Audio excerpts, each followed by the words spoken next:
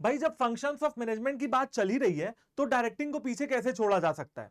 अब जब डायरेक्टिंग की बात हुई तो पता चला कि यार फंक्शंस ऑफ मैनेजमेंट में जब हम लोगों ने प्लानिंग में प्लान बनाए, ऑर्गेनाइजिंग में स्ट्रक्चर डिवाइड किया, रिसोर्सेज को लेके आए, अपने प्लान को इंप्लीमेंट करवाया, स्टाफिंग के अंदर लोगों को लेके आए, तो अब डायरेक्टिंग जो कि आपका मैनेजमेंट का चौथा फंक्शन है, यहां पे ये बात होगी कि लोगों से काम निकलवाया कैसे जाए। यानी कि वो सारे एलिमेंट्स के बारे में डिस्कशन होने वाला है आज की क्लास में, जिससे ये पता लगेगा कि आप लोगों से कैसे काम निकलवा सकते हैं। याद है मैनेजमेंट की वो डेफिनेशन जहां पे हम लोगों ने पढ़ा था कि management is an art of getting things done through others.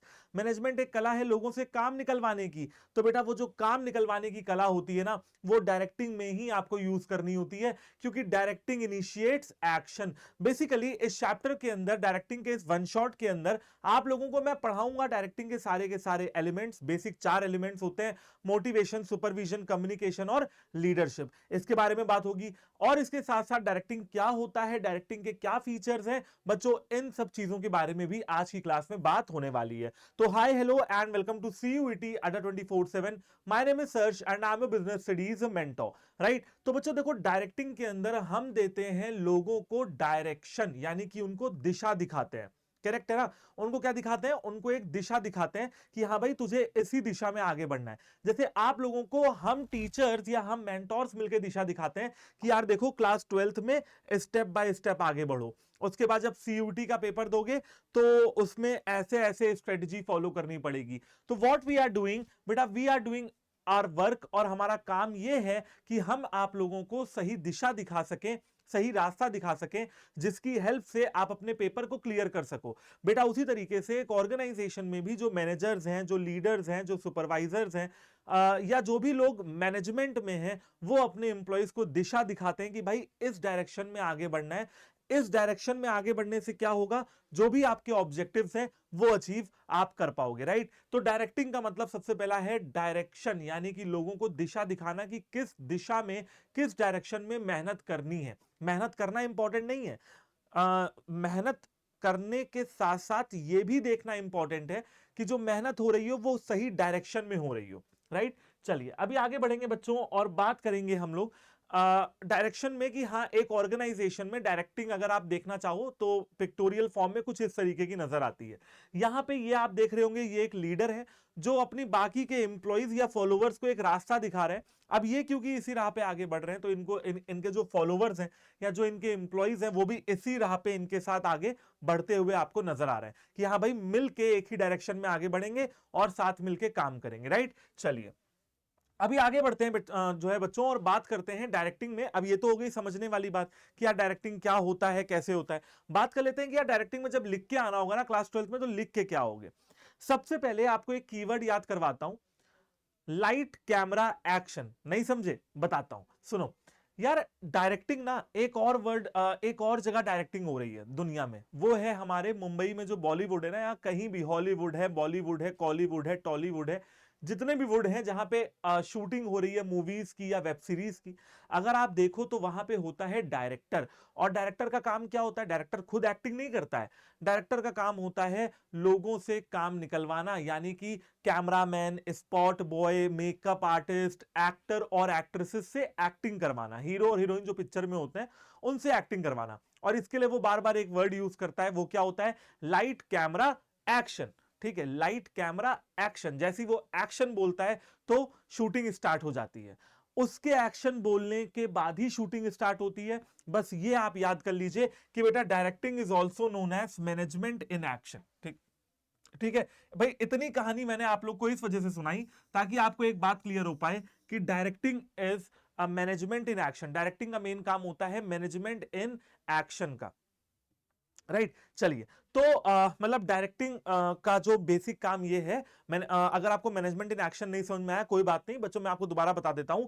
Directing का मेन काम ये होता है कि जो मैनेजमेंट है ना, जिस लिए मैनेजमेंट है लोगों से काम निकलवाने के लिए, वो आप डायरेक्टिंग में करते हो, है ना। कि भाई आपको यहां पे लोगों से बेसिकली काम निकलवाना है। जो लोग स्टाफिंग में सिलेक्ट होकर आए हैं, जो लोग ऑलरेडी आपकी ऑर्गेनाइजेशन में काम कर रहे हैं, जो भी इंप्लॉइज हो, उनसे बातचीत करिए, उनको मोटिवेट करिए, उनके लीडर बन के सामने आइए।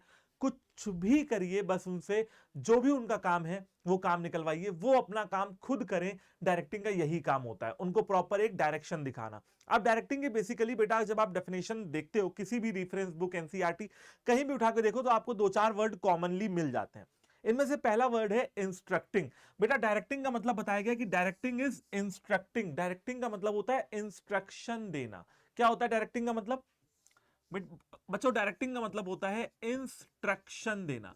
इंस्ट्रक्शन का मतलब होता है कि भाई किसी को कोई चीज सिखाना। जैसे मान लीजिए मैं आपको गाड़ी चलाना सिखाऊं, तो मैं अगर आपको सिखाऊं कि आप बेटा गाड़ी कैसे चला सकते हो, तो क्या होगा? इंस्ट्रक्शन दे रहा हूं मैं आपको, है ना। मैं आपको क्या दे रहा हूं? मैं आपको इंस्ट्रक्शन दे रहा हूं, ठीक है। अब मैं आपको सिखा रहा हूं, पहले मैं खुद गाड़ी चलाऊंगा और आपको कहूंगा मुझे देखो मैं स्टीयरिंग व्हील को कैसे घुमा रहा हूं, मुझे देखो मैं गियर कैसे लगा रहा हूं, मुझे देखो एक्सीलेटर और ब्रेक और क्लच पे, गाड़ी मतलब कार की बात हो रही है, एबीसी पे कैसे मेरे पांव मूव कर रहे हैं। अब आप मुझे देखोगे पहले और फिर आप खुद करोगे और फिर मैं आपको इंस्ट्रक्शन दूंगा। तो इंस्ट्रक्टिंग का मतलब होता है लोगों को इंस्ट्रक्शन देना। इसके साथ साथ डायरेक्टिंग के अंदर आता है बेटा गाइड करना। गाइडिंग का क्या मतलब है भाई? गाइड करना। गाइड करने का मतलब है भाई देखो इंस्ट्रक्शन उसको दिए जाएंगे या गाइड उसको किया जाएगा जिसको कोई चीज नहीं आती है। मान लीजिए फॉरेन टूरिस्ट आया है, उसको ताजमहल घूमना है, तो हम उसको क्या कर सकते हैं? गाइड कर सकते हैं कि हाँ भाई, है ना, this is a huge monument, very beautiful monument, है ना, आप यहाँ पे ऐसे घूम सकते हो। उनकी जो भी लैंग्वेज होगी, वो जर्मनी के होंगे, रशिया के होंगे, अमेरिका के होंगे, इंग्लिश बोलते होंगे, कुछ भी बोलते होंगे वो, है ना, फ्रेंच बोलते होंगे, हम उनकी लैंग्वेज में उनको ताजमहल के बारे में सिखाएंगे। बेसिकली हम गाइड ही तो कर रहे हैं ना, कि वो इस चीज के बारे में जाने, राइट। और वहां पे गाइड होता भी है, उसको हम लोग गाइड ही कहते हैं। कम्युनिकेटिंग का मतलब होता है बेटा बातचीत। बातचीत को आप हिंदी में क्या कह देते हैं? बातचीत को हिंदी में कह देते हैं संचार। बातचीत को हिंदी में कह देते हैं संचार। और इंस्पायरिंग का क्या मतलब होता है बेटा? इंस्पायर करना। अब इंस्पायर करने का मतलब क्या है? जैसे भाई आपके विराट कोहली हैं, तो जो हमारे यंग क्रिकेटर्स हैं वो विराट कोहली को देख के इंस्पायर होंगे, मोटिवेट होंगे कि यार मेरे को ना विराट कोहली जैसा बनना है यार। ठीक है, स्टाइल देखो, स्वैग देखो, रुतबा देखो, और क्रिकेट में कितना अच्छा है, अपने गेम में अच्छा है, इसलिए लोग उसकी रिस्पेक्ट करते हैं। ठीक है। अब विराट कोहली कहते हैं कि मैं सचिन जी को देख के आगे बढ़ा, सचिन जी कहते हैं मैं कपिल देव, सुनील गावस्कर को देख के आगे बढ़ा, क्रिकेट खेलने का मेरा मन हुआ, राइट। तो आप मेरी बात समझ रहे हो ना बेटा? डायरेक्टिंग के अंदर बेसिकली 4 एलिमेंट होते हैं। It refers to instructing, guiding, communicating and inspiring people so that the objectives can be achieved, ताकि ऑर्गेनाइजेशन के जो भी ऑब्जेक्टिव्स हैं वो अचीव किए जा सकें। समझ गए बात को? कोई दिक्कत तो नहीं है यहां तक? कोई दिक्कत नहीं है sir. It is a part of management process which ensures the efficiency and effectiveness of the employee. ठीक है, efficiency and effectiveness of the employee. समझ गए भाई? डायरेक्टिंग का मतलब ही यही है कि मैनेजमेंट की प्रोसेस का वो पार्ट है जहां पे आप लोगों से एफिशिएंसी के साथ काम करने पे मजबूर करते हो और इफेक्टिवनेस के साथ। याद होगा मैंने आप लोग को चैप्टर नंबर 1 पे पढ़ाया था, एफिशिएंसी का मतलब होता है कम कॉस्ट में काम करना, और इफेक्टिवनेस का मतलब होता है कम टाइम पे काम करना। तो बेसिक कहानी सिर्फ इतनी सी है कि डायरेक्टिंग का मतलब होता है बच्चों इंस्ट्रक्ट करना, गाइड करना, कम्युनिकेट करना, इंस्पायर करना लोगों को, ताकि वो खुद के भी ऑब्जेक्टिव्स और ऑर्गेनाइजेशन के भी जो ऑब्जेक्टिव्स हैं उनको अचीव कर पाए। ठीक है, ये मैनेजमेंट की प्रोसेस का वो पार्ट है जहां पे लोगों को ज्यादा एफिशिएंट, ज्यादा इफेक्टिव यानी कि ज्यादा प्रोडक्टिव बनाया जाता है। साथ ही साथ डायरेक्टिंग को आप मैनेजमेंट इन एक्शन भी बोलते हैं। समझ गए बच्चों? कोई दिक्कत तो नहीं है यहां पे? चलो सर, कोई दिक्कत नहीं है।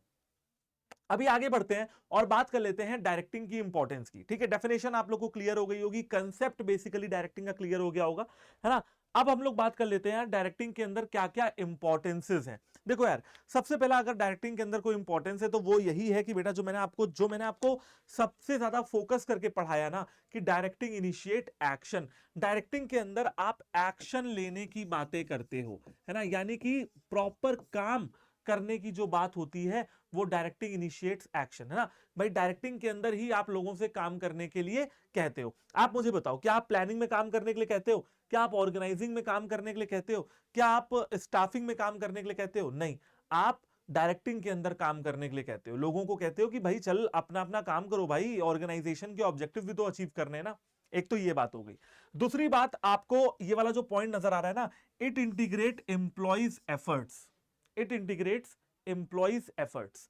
एम्प्लॉइज एफर्ट्स आप यहां पे देखिए, ये देखिए, देख रहे हैं एम्प्लॉइज एफर्ट्स, देख रहे हैं एम्प्लॉइज एफर्ट्स।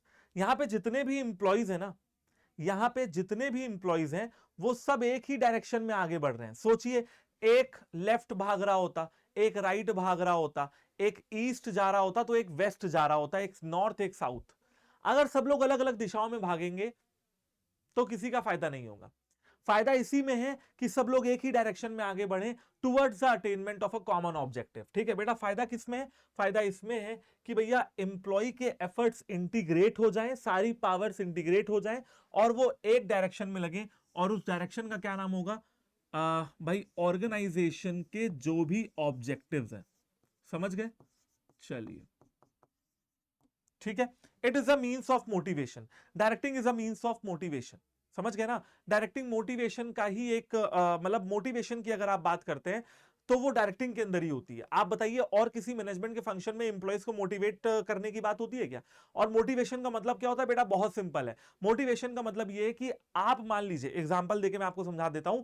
आप मान लीजिए बेटा पढ़ाई कर रहे हैं, आपको दो तरीके के बच्चे दिखेंगे, एक वो जिसका पढ़ाई करने में मन लग रहा है, एक वो जिसका पढ़ाई करने में मन नहीं लग रहा।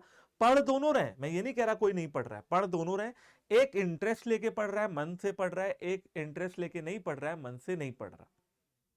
इतना जो है आपको क्लैरिटी है? इतना क्लियर है?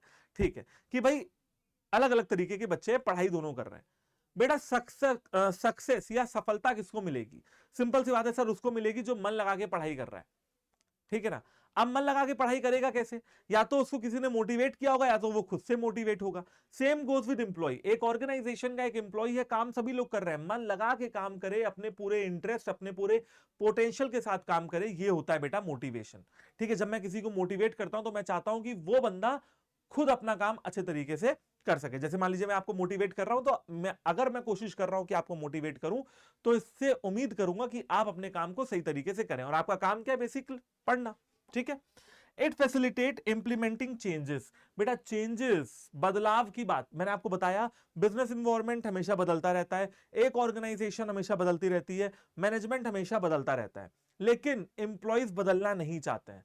डायरेक्टिंग ही वो मैनेजमेंट का फंक्शन है, ठीक है, जो एम्प्लॉइज के अंदर चेंजेस को अडॉप्ट करवा सकता है, जो एम्प्लॉइज के अंदर चेंजेस को अडॉप्ट करवा सकता है।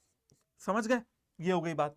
It creates balance in the organisation. Organisation के अंदर बैलेंस बनाने का बात होती है, वो यहां पे होती है। सर कैसा बैलेंस? सिंपल है बेटा कि हर इंसान इक्वल एफिशिएंसी और इक्वल इफेक्टिवनेस से काम करे। देखिए कोई ज्यादा कर रहा है या कोई कम कर रहा है तो दिक्कत सभी को होगी।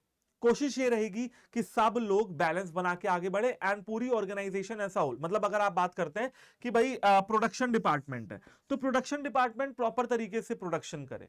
ठीक है, वो जो काम उनका है वो करें।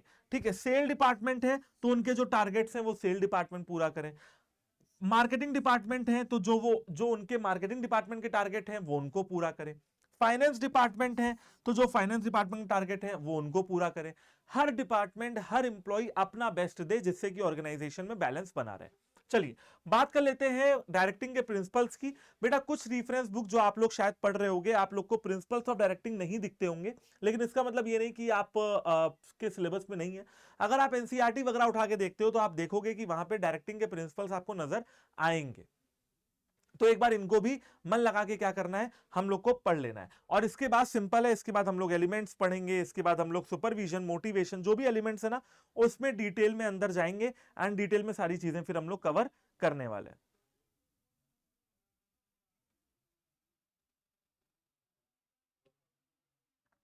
ठीक है, चलिए तो बेटा डायरेक्टिंग के अगर मैं प्रिंसिपल्स की बात करता हूं, इसमें सबसे पहला प्रिंसिपल है principle of maximum individual contribution. यहां पे ये प्रिंसिपल ये कहता है कि जो हर इंसान ऑर्गेनाइजेशन में काम कर रहा है ना वो अपना 100% फुल पोटेंशियल के साथ काम करे। मैक्सिमम, किसी भी चीज का मैक्सिमम कितना होता है बेटा? 100।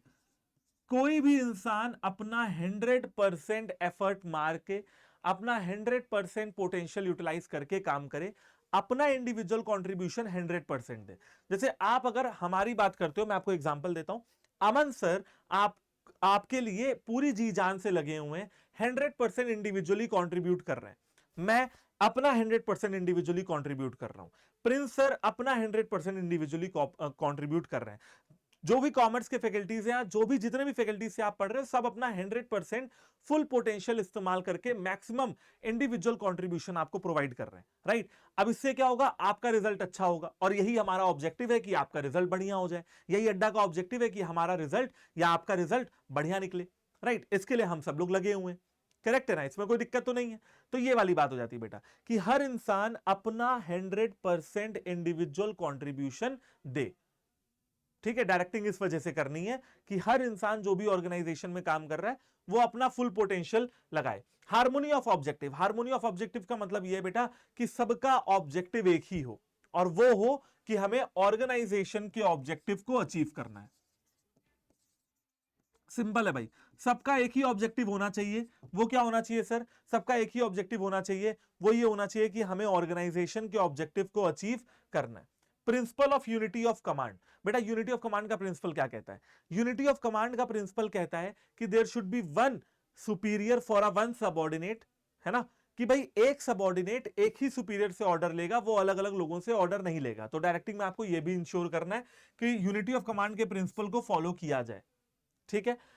Principle of appropriateness of direction technique, बेटा यहां पे क्या कहा जा रहा है कि जो डायरेक्शन की टेक्निक है, यानी कि 4 टेक्निक्स हैं, मोटिवेशन, कम्युनिकेशन, सुपरविजन और मोटिवेशन, कम्युनिकेशन, सुपरविजन और आपकी लीडरशिप, जो भी 4 एलिमेंट्स ऑफ डायरेक्टिंग हैं, ठीक है, या जो डायरेक्टिंग की टेक्निक्स हैं, उनका सिचुएशन के हिसाब से काम हो, ठीक है। जहां पे जरूरत हो वहां मोटिवेट किया जाए, जहां पे जरूरत हो वहां बातचीत करके चीजों को सुलझाया जाए, जहां पे जरूरत हो वहां पे लीडर बन के काम निकलवाया जाए, जहां पे जरूरत हो वहां पे आप एक अच्छा सुपरवाइजर बन के काम निकलवाइए। तो जैसी जो सिचुएशन वैसी टेक्निक्स आप फॉलो करेंगे, ये कहा जाता है आपके चौथे प्रिंसिपल, जो कि है principle of appropriateness of direction technique. Fifth है प्रिंसिपल ऑफ मैनेजीरियल कम्युनिकेशन। बेटा मैनेजीरियल कम्युनिकेशन में यहां पे क्या कहा जा रहा है कि मैनेजर्स खुद, top management, middle level management, lower level management, जो भी लोग मैनेजमेंट में है, वो एम्प्लॉय से रेगुलरली बातचीत करते रहे। इससे क्या होगा, जो भी हमारे एम्प्लॉयज की ग्रीवियांसेस हैं, है ना, जो भी शिकायतें हैं, जो भी प्रॉब्लम्स हैं, जो भी आप कह सकते हो सजेशंस हैं, वो मैनेजमेंट तक पहुंचते रहेंगे अगर मैनेजमेंट कम्युनिकेशन रखेगा। फेस टू फेस कम्युनिकेशन रखना मैनेजमेंट के लिए बहुत जरूरी है, क्योंकि मैनेजमेंट को फिर इंफॉर्मेशन मिलती रहेगी कि एक्चुअली में कंपनी में क्या चल रहा है, लोगों की क्या शिकायतें हैं, क्या प्रॉब्लम्स हैं, क्या सजेशंस हैं। फिर आते हैं बच्चों प्रिंसिपल ऑफ लीडरशिप। अब ये लीडरशिप का प्रिंसिपल क्या कहता है? सिंपल है बेटा, लीडरशिप का प्रिंसिपल ये कहता है कि आप इतनी बढ़िया तरीके से लीड करिए। बेसिकली लीडर का काम क्या होता है?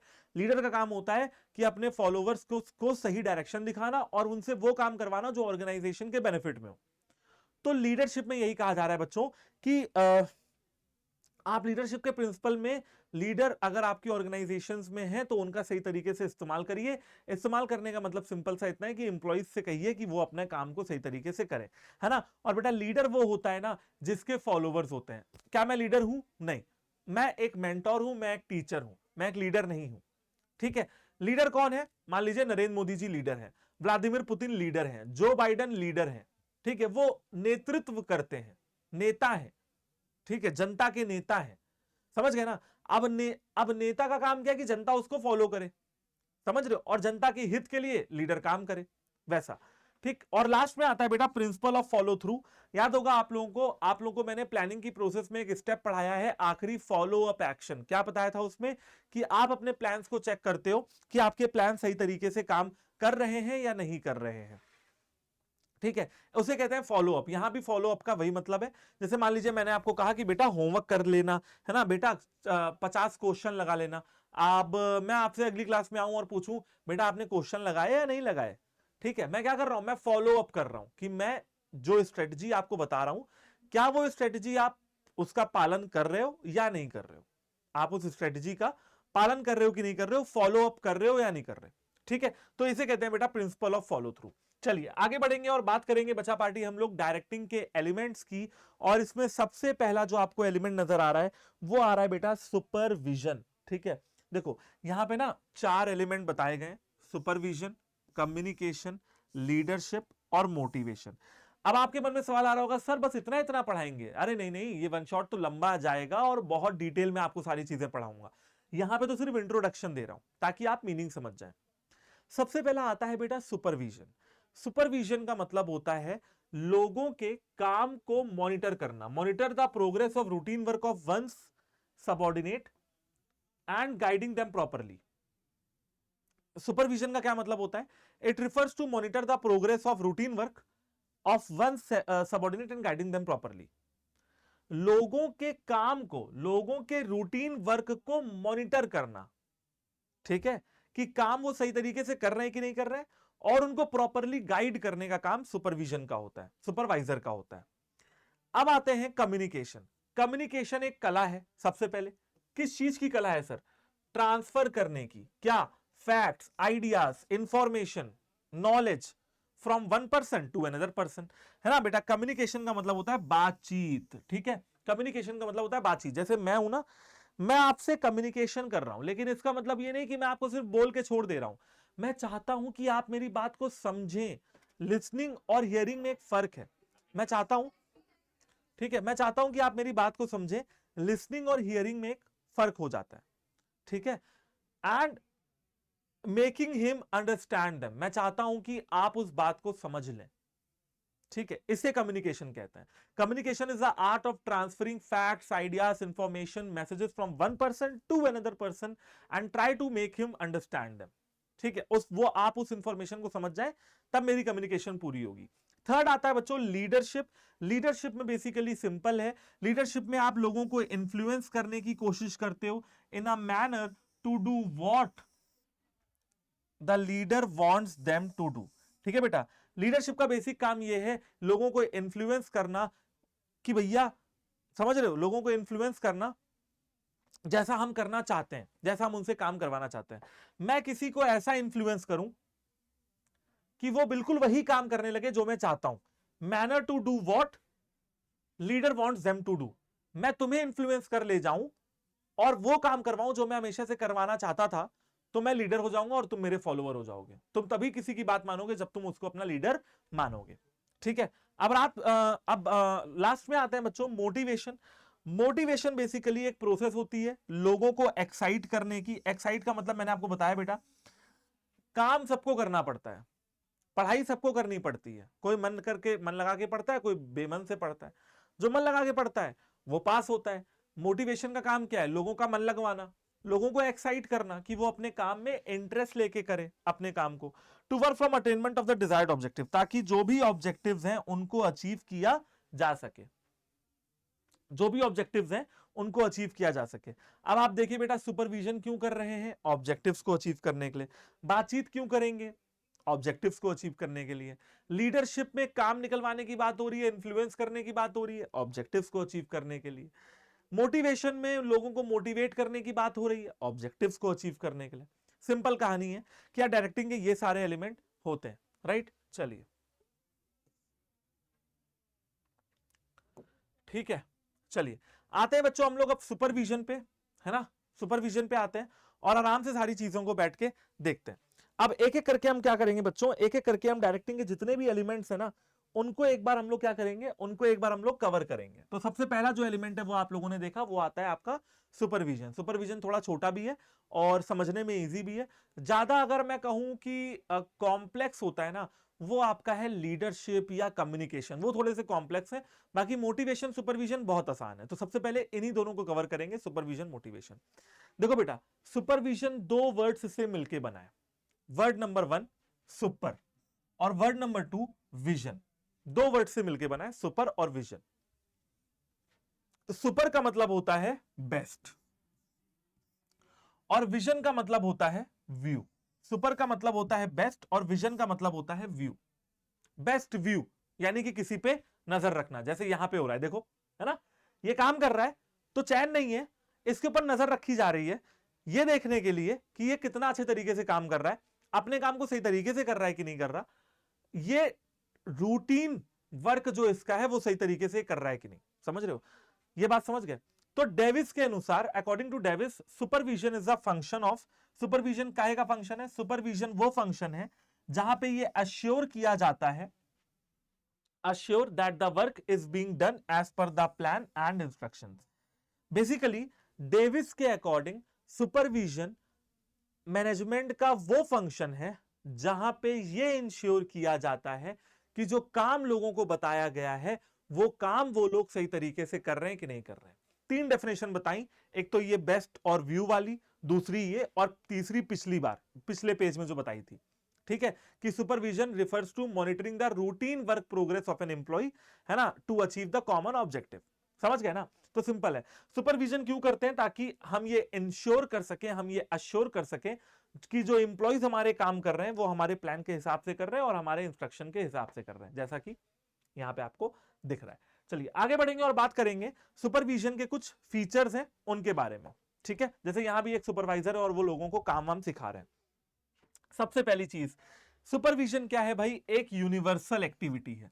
सुपरविजन बेटा दुनिया में कितनी भी, आप मैनेजमेंट पे चले जाइए, प्रोडक्शन पे चले जाइए, सेल्स में चले जाइए, आप दुनिया की किसी भी फील्ड में चले जाइए, वहां पे एक सुपरवाइजर की रिक्वायरमेंट तो होगी ना, ठीक है। सुपरवाइजर के बिना कैसे काम चलेगा? सुपरवाइजर ही तो होगा बाहर जो एम्प्लॉइज को काम वाम सिखाएगा थोड़ा बहुत, ठीक है, जो उनको गाइड करेगा कि भाई ये काम ऐसे होना है, समझ रहे हो, है ना, हाँ ये कोडिंग वैसे करना, ये कोडिंग मंडे तक हो जानी चाहिए और इसमें ये हेल्प आप ले सकते हो, ठीक। दूसरी चीज, सुपरविजन एक इंपॉर्टेंट पार्ट है डायरेक्टिंग के फंक्शन का, ठीक है। 4 एलिमेंट है, चारों इंपॉर्टेंट है, इसमें बहुत ज्यादा डिफिकल्टी नहीं है। सुपरविजन एक कॉन्टिन्यूअस प्रोसेस है, जब तक प्रोडक्शन की प्रोसेस चलती जाएगी तब तक सुपरविजन भी चलता जाएगा, ना प्रोडक्शन रुकेगा ना सुपरविजन रुकेगा, इसलिए सुपरविजन को कॉन्टिन्यूअस कहा गया है। सुपरवाइजर ही वो इंसान है, बच्चों ध्यान से सुनिएगा, जैसे ये मान लीजिए आपके सुपरवाइजर हैं, ये मान लीजिए आपके सुपरवाइजर हैं, तो ध्यान से सुनिए, सुपरवाइजर ही वो इंसान होता है जो एम्प्लॉइज से direct face to face contact में रहता है, जो एम्प्लॉइज से फेस टू फेस कांटेक्ट में रहता है, वही होता है एक असली supervisor. Ensures required level of performance, ठीक है, मेरी बात समझे आप? सुपरविजन ही वो इंसान है जो एम्प्लॉय से डायरेक्ट टच में रहता है, यानी कि face to face contact establish करता है। Ensures required level of performance, supervisor ये चेक करता है कि जो लोगों को काम दिया है वो उसी लेवल पे करें जो हमें उनसे उम्मीद है। सिंपल सी बात है, सिंपल सी बात है, सुपरवाइजर ने किसी को कोई काम दिया, वो चाहता है कि ये काम इतने अच्छे से हो, तो चेक भी वही करेगा कि काम अच्छे से हुआ कि नहीं हुआ, ठीक है। Ensuring required level of performance, जो भी रिक्वायर्ड लेवल ऑफ परफॉर्मेंस होगी एम्प्लॉइज से, वो लेवल पे काम हो रहा है कि नहीं, ये देखने का काम भी एक सुपरवाइजर का होता है। साथ ही साथ ह्यूमन रिसोर्सेज और अदर रिसोर्सेज, देखो बेटा सुपरवाइजर बेसिकली प्रोडक्शन प्रोसेस में आएगा फैक्ट्री के अंदर, तो जो भी रिसोर्सेज हैं, लैंड, बिल्डिंग, प्लान, मशीनरी, पैसा, इंसान, ह्यूमन रिसोर्सेज, सबका मैक्सिमम यूटिलाइजेशन हो, ये देखने का काम भी एक सुपरवाइजर का ही होता है। Optimum utilisation of human and other resources. साथ ही साथ जो ये आपका है ना सुपरवाइजर, वो लोअर लेवल मैनेजमेंट का पार्ट है और बहुत इंपॉर्टेंट पार्ट है। सुपरवाइजर नहीं होगा तो लोग अपना काम सही तरीके से नहीं करेंगे, ऐसा मैं आपको बता देता हूं, ठीक है। तो ये हो गया कैरेक्टरिस्टिक्स। अब आगे कुछ चीजें और देखेंगे और फिर आ जाएंगे अपने सीधे मोटिवेशन पे। सुपरवाइजर का रोल क्या होता है? सबसे पहले बच्चों सुपरवाइजर एक की मैन होता है। की मैन का क्या मतलब होता है सर? की का मतलब चाबी और अब मैन का मतलब आदमी? नहीं बेटा, सुपरवाइजर एक की मैन है। तो बच्चों की मैन का मतलब होता है, सुपरवाइजर एक की मैन है, तो की मैन का मतलब होता है, की का मतलब चाबी। चाबी का काम क्या होता है? ताले को खोलना, यानी कि सॉल्यूशन, और सॉल्यूशन उसका ढूंढेंगे जब कोई प्रॉब्लम होगी, ठीक है। मैन का मतलब इंसान, सिंपल सी बात है, सुपरवाइजर हर ताले की चाबी है, हर प्रॉब्लम का सॉल्यूशन है, इसलिए सुपरवाइजर को की मैन कहा जा रहा है। अगर आपको फैक्ट्री के अंदर प्रोडक्शन प्रोसेस करते हुए कोई दिक्कत आ रही तो किससे पूछोगे? सुपरवाइजर से, क्योंकि किसको सब कुछ पता है? सुपरवाइजर को, क्योंकि हर ताले की चाबी कौन है? सुपरवाइजर। दूसरा, he act as a mediator. Lower level management का पार्ट है सुपरवाइजर, सिंपल सी बात है, चाहे टॉप लेवल हो चाहे मिडिल लेवल हो, अगर एम्प्लॉइज से कम्युनिकेट करना है तो कहीं ना कहीं लोअर लेवल के जरिए ही बातचीत होती है, ये तो आप लोग भी जानते होंगे, लोअर लेवल के जरिए ही बातचीत होती है। तो क्योंकि भाई सुपरवाइजर लोअर लेवल के अंदर आता है तो वो मीडिएटर की तरह काम करता है, टॉप और मिडिल लेवल की बातें एम्प्लॉइज को पहुंचाता है, एम्प्लॉइज की बातें ऊपर पहुंचाता है।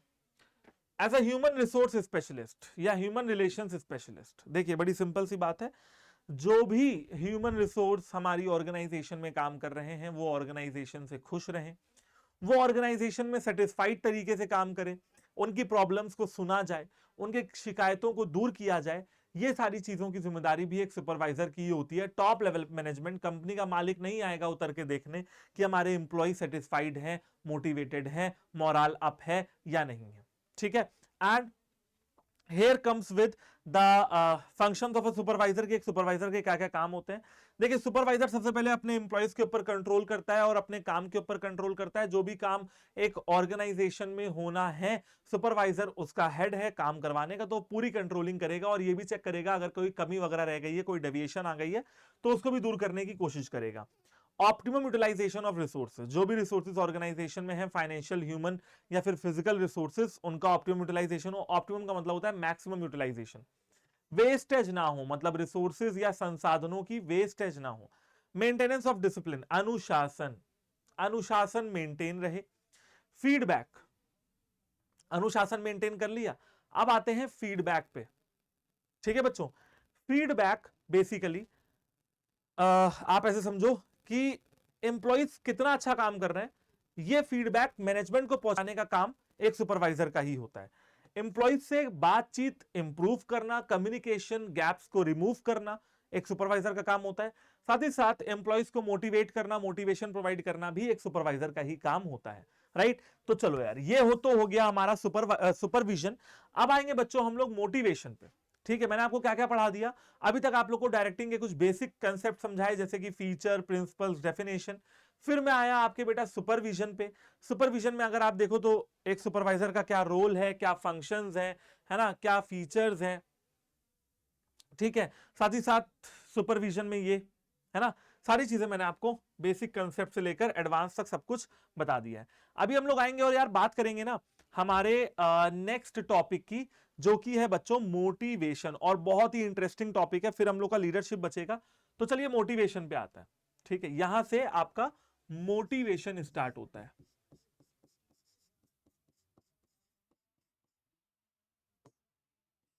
ठीक है।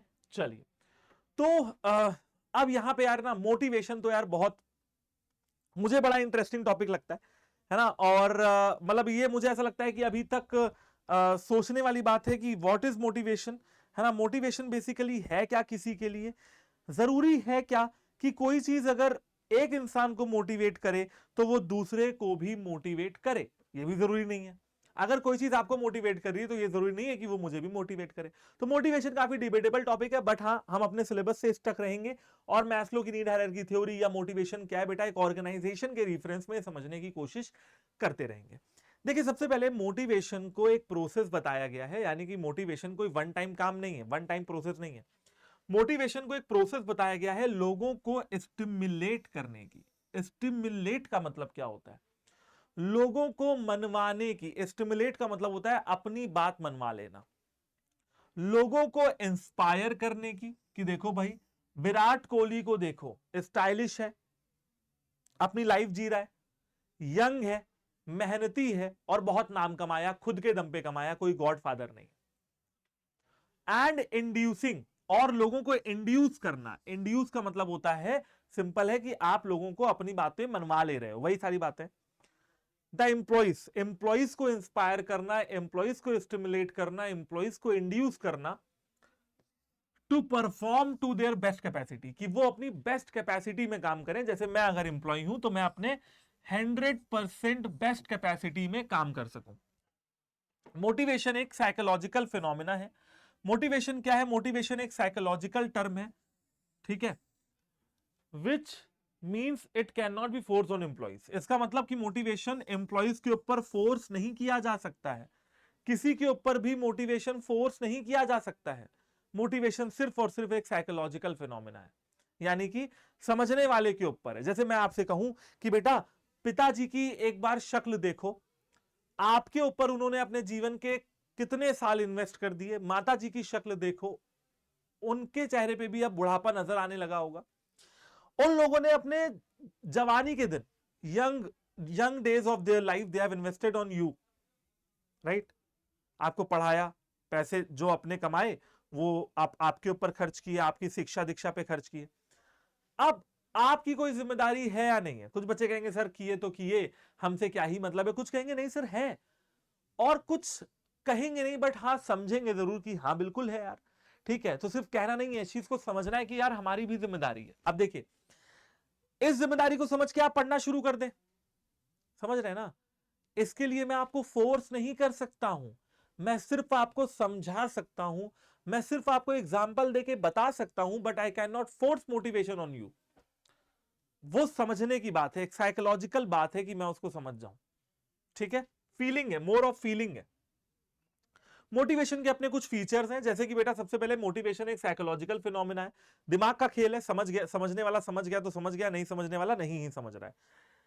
मोटिवेट अगर आप हो जाओगे, जैसे आप इंप्लॉई हो, अगर आप मोटिवेट हो, सॉरी आप अगर स्टूडेंट हो, आप मोटिवेट हो जाओगे तो क्या करोगे, पढ़ाई अच्छे से करोगे। मैं इंप्लॉई हूं, अगर मैं मोटिवेट हो जाऊंगा तो मैं बहुत और एनर्जी से पढ़ाऊंगा। अभी तो मैं मोटिवेटेड हूं, लेकिन मैं और मोटिवेट हूं तो मैं और एनर्जी से पढ़ाऊंगा और आपको सारी चीजें प्रोवाइड करने की कोशिश करूंगा, ठीक है। तो बेसिकली मोटिवेशन के बाद आदमी कर क्या रहा है, चाय पी रहा है, कोल्ड ड्रिंक पी रहा है, नहीं।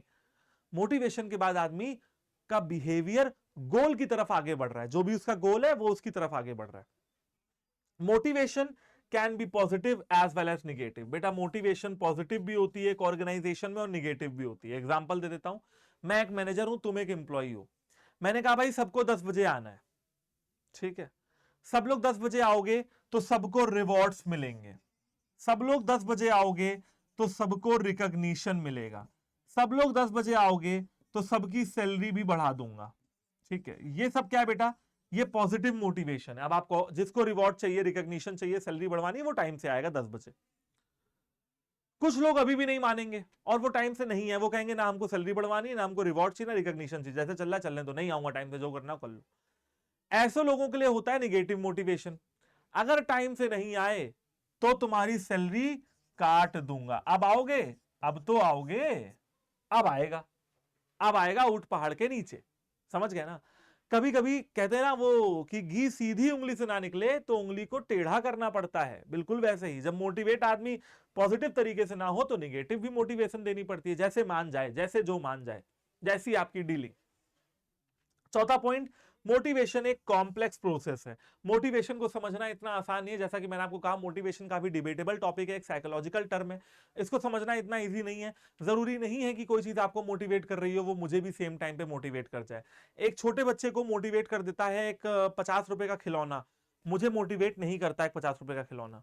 एक छोटे बच्चे के लिए टीवी खोल दो भाई, उसका मोटिवेशन है बैठ के घंटों देखता रहेगा, मैं नहीं हूं, ठीक है। मैं उस चीज से मोटिवेट नहीं होऊंगा। मेरी नीड्स अब बढ़ चुकी हैं, मेरी जरूरतें अब बढ़ चुकी हैं, मैं अपनी जरूरतों को पूरा करने के लिए मोटिवेटेड रहूंगा, ना कि एक खिलौने के पीछे पागल रहूंगा। एक समय पे था, लेकिन जैसे जैसे उम्र बढ़ी, जैसे जैसे लाइफ आगे बढ़ी, तो अब मेरी मोटिवेशन की चीजें कुछ और हैं, ठीक है। तो मोटिवेशन थोड़ा सा कॉम्प्लेक्स फिनोमिना है। मोटिवेशन डायनेमिक है और मोटिवेशन कॉन्टिन्यूअस प्रोसेस भी है। मोटिवेशन आप समय समय पे बदलते रहते हो, देते रहते हो, अलग अलग तरीके हैं मोटिवेट करने के लोगों को, और साथ ही साथ मोटिवेशन एक कंटिन्यूअस प्रोसेस है, यानी कि मोटिवेशन कोई वन टाइम काम नहीं है, ठीक है। Motivation is not a one time काम, वन टाइम वर्क नहीं है। मोटिवेशन कंटिन्यूअसली आपको अपने एम्प्लॉइज को देनी पड़ती है। तो बेटा these are the features of motivation. First is motivation is a psychological phenomena, motivation is a complex process, motivation is positive as well as negative, motivation is continuous, motivation is complex and motivation is dynamic. तो ये 6-7 आपके features हो जाते हैं। Sir अब मैंने आपको जैसा कि बताया एक हस्ती थे, महान हस्ती थे, तो मैं सोच रहा हूं पहले आपको उन्हीं के बारे में पढ़ा दूं। एक महान हस्ती थे जो कि थे मैस्लो। जैसा कि मैंने आपको बताया कि मोटिवेशन एक कॉम्प्लेक्स प्रोसीजर है, तो एक महान हस्ती थे जिनका नाम था मैस्लो।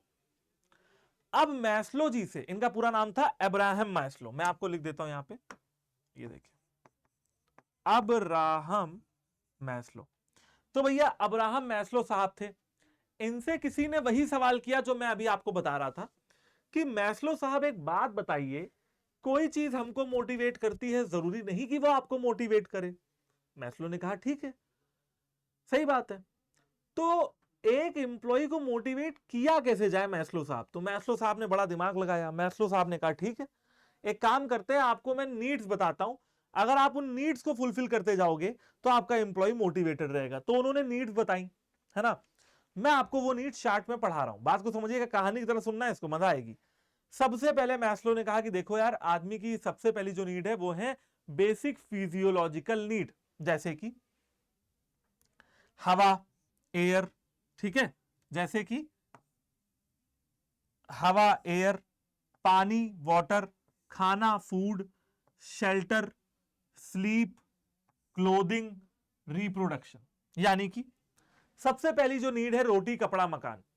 हवा सबसे पहले आपको चाहिए, फिर आपको पानी चाहिए, हवा के बिना 15-20 सेकंड चल पाएंगे, पानी के बिना 2-3 दिन चल पाएंगे, खाने के बिना हफ्ता 2 हफ्ता चल पाएंगे, फिर चाहिए शेल्टर, घर चाहिए एक, ठंडी धूप बरसात से बचाने वाला, फिर चाहिए नींद, फिर चाहिए कपड़े बॉडी को ढकने के लिए, और रिप्रोडक्शन का मतलब है कि आपकी पीढ़ियां दिन प्रतिदिन आगे बढ़ती रहें, जनरेशंस, है ना। तो ये सारी आपकी क्या है बेटा, फिजियोलॉजिकल नीड है जो बिल्कुल आपके लिए बेसिक है। ये आपको चाहिए ही चाहिए एज अ इंसान।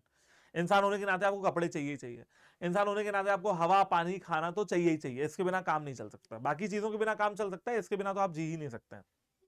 जब एक बार आपको रोटी कपड़ा मकान सब मिल गया ना, अब आपको सताएगी क्या, चिंता, काहे की, पर्सनल चिंता, खुद की चिंता, खुद की हेल्थ, खुद की लाइफ, खुद की पर्सनल सिक्योरिटी, जॉब सिक्योरिटी, यानी कि जहां आप नौकरी कर रहे हैं वहां पे आपकी नौकरी कैसी चल रही है वैसा, रिसोर्सेस, आपके रिसोर्सेस की चिंता, गाड़ी, घर, आपकी कोई प्रॉपर्टी, अब और इसके साथ साथ हेल्थ, और इसके साथ साथ प्रॉपर्टी।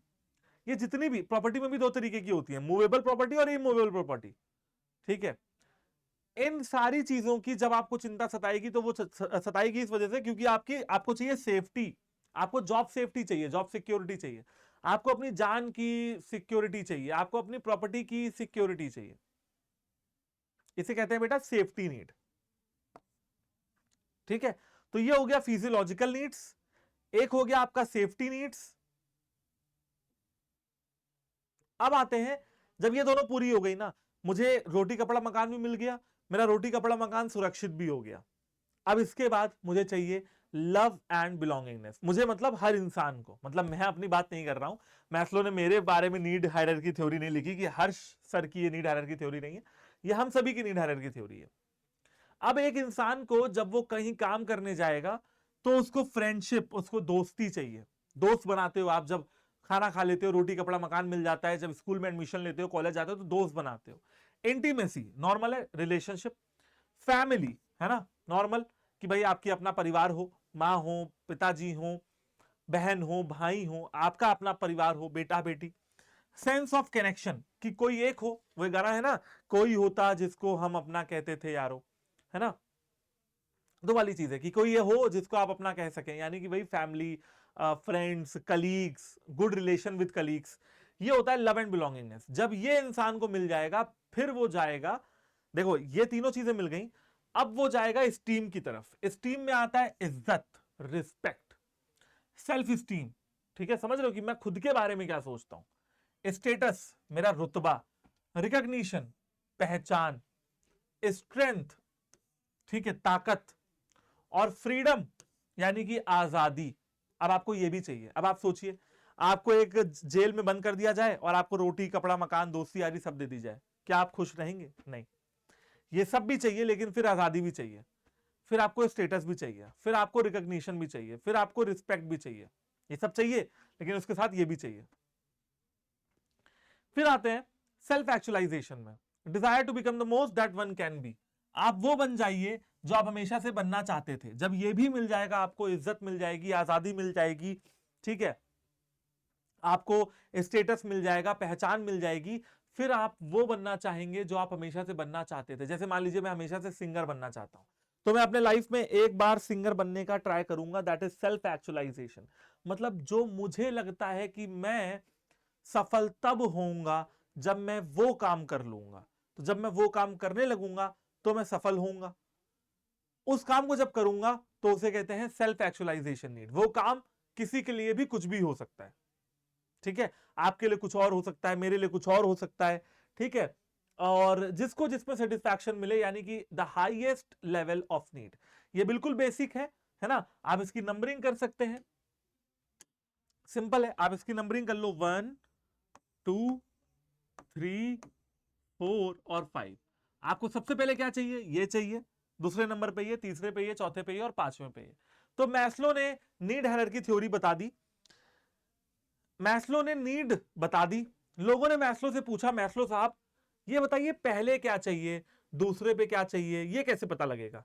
फिर मैस्लो ने इसकी नंबरिंग कर दी 1 2 3 4 5। बेसिक को सबसे नीचे रखा, फिर ऊपर, फिर ऊपर, फिर ऊपर, फिर ऊपर, एंड ये पूरी थ्योरी कहलाई गई मैस्लो की need hierarchy theory. I hope बच्चा पार्टी कि आप लोग को सब कुछ समझ में आया होगा।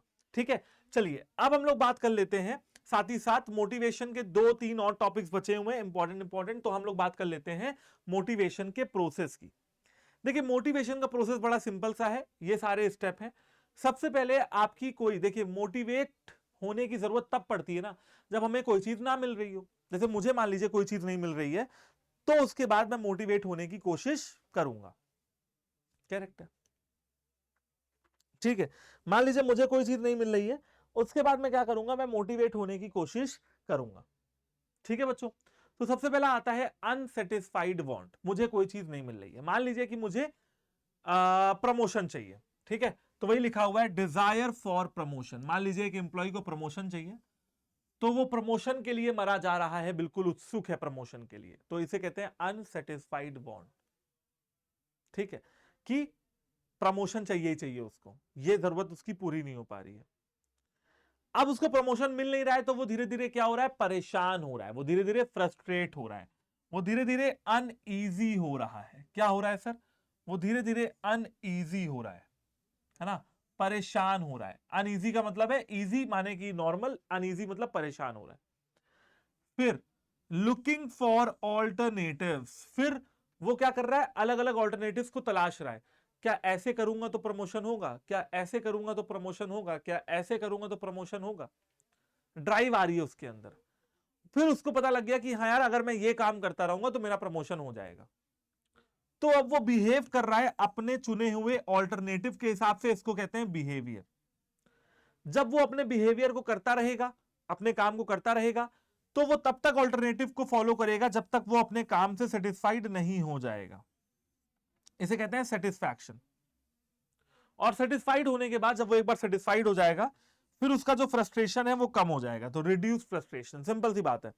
सबसे पहले आपकी कोई वांट है, आपकी कोई नीड है जो पूरी नहीं हो पा रही है, फिर आप उसमें फ्रस्ट्रेट हो रहे हो, फिर फ्रस्ट्रेट होने के बाद आपने अल्टरनेटिव्स को ढूंढना शुरू किया, अल्टरनेटिव्स को ढूंढने के बाद आपने बिहेव किया एज पर द अल्टरनेटिव, फिर आप अपनी नीड को सेटिस्फाई कर पाए, एंड लास्ट में आता है बेटा फ्रस्ट्रेशन को आप कम कर पाए। ठीक है, चलिए फिर आते हैं, हम लोग ये पढ़ लेते हैं। ये तो हो गई मोटिवेशन की प्रोसेस जो मैंने आपको पहले पढ़ाई। अब बच्चों बात कर लेते हैं कि मोटिवेशन हमारी ऑर्गेनाइजेशन के लिए जरूरी क्यों है। इसमें सबसे पहला आता है बच्चा पार्टी आपका, वो आता है इंपॉर्टेंस ऑफ मोटिवेशन। सॉरी, इसमें जो सबसे पहला आता है वो आता है मोटिवेशन से आप किसी के भी निगेटिव एटीट्यूड को पॉजिटिव एटीट्यूड में चेंज कर सकते हो। किसी के निगेटिव एटीट्यूड को you can change with a positive attitude. कई बार जब मैं भी पढ़ता था ना, जब मैं क्लास 12th में था या जब मैं हायर स्टडीज में था, मैं बहुत ज्यादा डिमोटिवेटेड फील करता था। मेरे को भी लगता था यार इतनी पढ़ाई क्यों करनी पड़ रही है, क्या मिल जाएगा ये सब पढ़ के, ये सारे सवाल मन में आते थे। और कभी कभी ऐसा भी लगता था कि मैं ये काम नहीं कर पाऊंगा, नहीं कर पाऊंगा, मैं ये काम नहीं कर पाऊंगा। ये मेरा निगेटिव एटीट्यूड था। फिर अगर किसी ने मुझे मोटिवेट किया तो मैं अपने निगेटिव एटीट्यूड को पॉजिटिव में कन्वर्ट करता था कि हाँ भाई मैं ये काम कर पाऊंगा, बिल्कुल कर पाऊंगा। समझ रहे हो ना? तो निगेटिव एटीट्यूड नहीं कर पाऊंगा से पॉजिटिव लाने का नाम ही मोटिवेशन है। नहीं कर पाऊंगा से हाँ कर पाऊंगा, इसका नाम ही मोटिवेशन है। Point number 2, motivation improve performance level of employee. अगर आप लोगों को मोटिवेट करते हैं तो लोगों के परफॉर्मेंस को और इंप्रूव करते हैं। ठीक है, आप उनकी प्रोडक्टिविटी को और बढ़ाते हैं। तो मोटिवेशन का एक काम ये भी होता है। ठीक है, फिर आते हैं help in achieving the organisational goal. जो भी ऑर्गेनाइजेशन के गोल हैं वो भी अचीव होंगे अगर आप प्रॉपर मोटिवेटेड रहेंगे, प्रॉपर मोटिवेटेड रह के अपने काम को करेंगे। Motivation creates supportive work environment. Motivation एक सपोर्टिव वर्क एनवायरनमेंट भी बनाता है। मोटिवेशन एक सपोर्टिव वर्क एनवायरनमेंट भी तैयार करता है। ठीक है, कैसे तैयार करता है? देखिए, मेरा काम करने का मन नहीं है, मेरे कलीग का काम करने का मन है। ठीक है भाई, मेरा काम करने का मन नहीं है, मेरा कलीग का काम करने का मन है, मैं भी तो उसको देख के मोटिवेट होऊंगा ना, वो मुझे भी तो सपोर्ट करेगा ना जब मोटिवेटेड होगा। जब कोई इंसान मोटिवेटेड होता है तो वो और लोगों को भी तो सपोर्ट करता है। तो एक सपोर्टिव, एक कोहेसिव वर्क इन्वायरमेंट तैयार होता है जहां पे सब लोग आपस में अपने काम को कोऑर्डिनेट करके चलते हैं। मोटिवेशन हेल्प करता है मैनेजर्स को चेंजेस इंट्रोड्यूस करने के लिए, और मोटिवेशन एम्प्लॉइज टर्नओवर भी कम कर देता है। जो भी इंप्लॉइज ऑर्गेनाइजेशन को छोड़ के जा रहे होते हैं वो मोटिवेटेड रहने के बाद नहीं जाते हैं। सिंपल है, एम्प्लॉय टर्नओवर का मतलब होता है कितने लोग ऑर्गेनाइजेशन को छोड़ के गए। अगर आपके एम्प्लॉइज मोटिवेटेड होंगे तो वो छोड़ के नहीं जाएंगे, जिससे कि एम्प्लॉय टर्नओवर कम होगा, जो कि बहुत अच्छी बात है। ठीक है, तो मोटिवेशन के ये सारे भी काम होते हैं। राइट, तो बच्चों अब हम लोग देख लेते हैं एक बार और कि मोटिवेशन के अंदर हम लोग ने क्या क्या चीजें कवर कर ली हैं। यार मोटिवेशन में अगर देखा जाए तो मोटिवेशन की प्रोसेस है, मोटिवेशन के फीचर्स हो गए, मोटिवेशन का जो इंट्रोडक्टरी पार्ट था, डेफिनेशन वगैरह कवर कर ली हम लोगों ने, मोटिवेशन के इंपॉर्टेंस और मैस्लो की नीड हायरार्की थ्योरी को भी कवर कर लिया। ठीक है बच्चा पार्टी, अब हम लोग किसके बारे में बात करने वाले हैं बच्चों? अब हम लोग बात करेंगे इंसेंटिव्स के बारे में, जो कि मोटिवेशन का ही एक पार्ट है।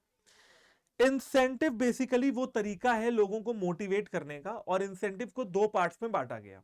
Part number 1 financial incentive, part number 2 non financial incentive. Financial and non financial. Financial जिसमें पैसा इंक्लूड हो, नॉन फाइनेंशियल जिसमें पैसा इंक्लूड ना हो। ठीक है, पहले आप लोग डेफिनेशन तैयार कर लीजिए।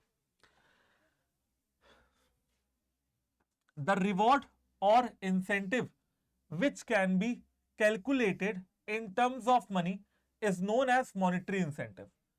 ऐसा रिवॉर्ड या ऐसा इंसेंटिव जो मनी के टर्म्स में कैलकुलेट किया जा सकता है उसको हम लोग मॉनेटरी इंसेंटिव कहते हैं। बेसिकली ये वो इंसेंटिव होता है जिसमें इंप्लॉइज को पैसा मिलना होता है।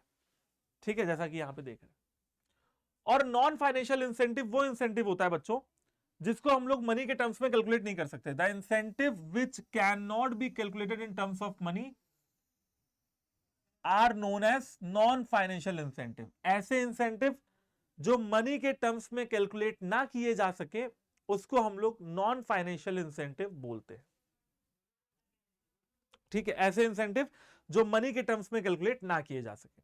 चलिए एक एक करके बच्चों जानते हैं कि ये इंसेंटिव होते कौन कौन से हैं।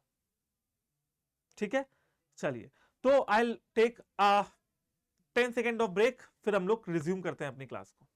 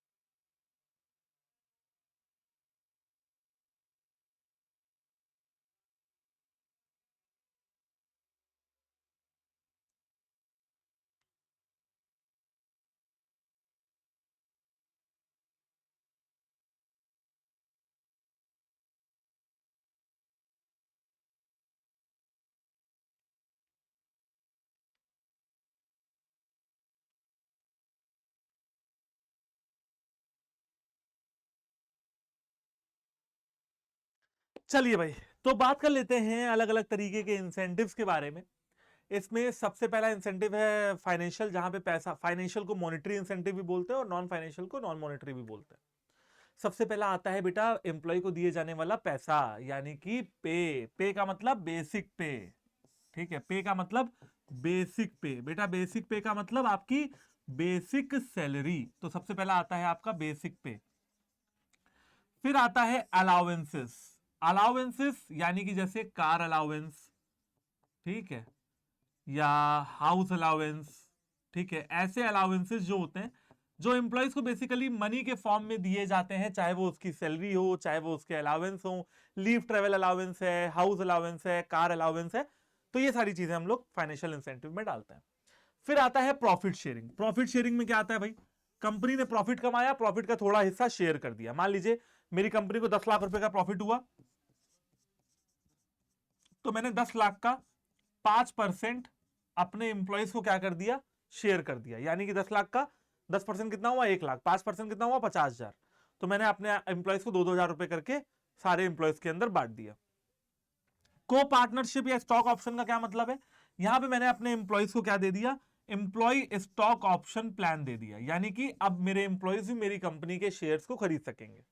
ठीक है, क्या कर सकेंगे, मेरे एम्प्लॉयज भी मेरी कंपनी के शेयर्स को खरीद सकेंगे। दैट इज को पार्टनरशिप या एम्प्लॉय स्टॉक ऑप्शन प्लान, है ना, कि मेरी कंपनी के शेयर्स अगर मैं अपने एम्प्लॉय को दे दूं कम रेट पे, मार्केट से कम रेट पे। फोर्थ पॉइंट है बोनस। फोर्थ पॉइंट है बोनस। बोनस जैसे कि बेटा दिवाली बोनस, होली बोनस, ठीक है। फोर्थ पॉइंट है बोनस, जैसे दिवाली बोनस, होली बोनस, ठीक है, ईद बोनस। तो ये हो जाता है आपका, है ना, कि भाई मैंने अपने एम्प्लॉयज को दिवाली के मौके पे थोड़ा बोनस दे दिया, ईद के मौके पे थोड़ा बोनस दे दिया, होली के मौके पे थोड़ा बोनस दे दिया, यानी कि सैलरी से थोड़ा एक्स्ट्रा पैसा दे दिया। कमीशन, कमीशन बेसिकली बेटा सेल्स के टारगेट को पूरा करने पे मिलता है, कि हाँ भाई आपने हमारे सेल्स के टारगेट को कंप्लीट किया तो हमने आपको क्या दे दिया, कमीशन दे दिया। ठीक है। And last is suggestion system. Suggestion system में क्या होता है भाई, मैंने ये ऐलान करवा दिया कि मेरे एम्प्लॉयज में से कोई भी अगर मुझे या मेरी कंपनी को अच्छा सजेशन देता है और उसका सजेशन काम आता है और कंपनी को प्रॉफिट होता है, तो मैं उसको रिवॉर्ड दूंगा। इसे कहते हैं सजेशन सिस्टम। अगर एम्प्लॉय ने अच्छा सजेशन दिया, मेरे काम आया, मेरा फायदा हुआ, तो एम्प्लॉयज को भी इनाम में थोड़े पैसे देना, इसे कहते हैं सजेशन सिस्टम। तो बेसिक पे, अलाउंसेस, प्रॉफिट शेयरिंग में प्रॉफिट शेयर करते हैं, को पार्टनरशिप में स्टॉक देते हैं अपने एम्प्लॉयज को, बोनस में दिवाली, होली या ईद का कोई बोनस, कमीशन में सेल्स टारगेट पूरे करने पे या किसी भी तरीके के टारगेट पूरे करने पे अगर आपको कमीशन या इंसेंटिव दिया जाए। सजेशन सिस्टम यानी कि अगर आपने सजेशन अच्छे दिए तो फिर आपको इंसेंटिव भी उसमें मिल सकता है। अब आते हैं सर हम लोग नॉन फाइनेंशियल इंसेंटिव पे। किस पे आते हैं सर, नॉन फाइनेंशियल इंसेंटिव पे आता है।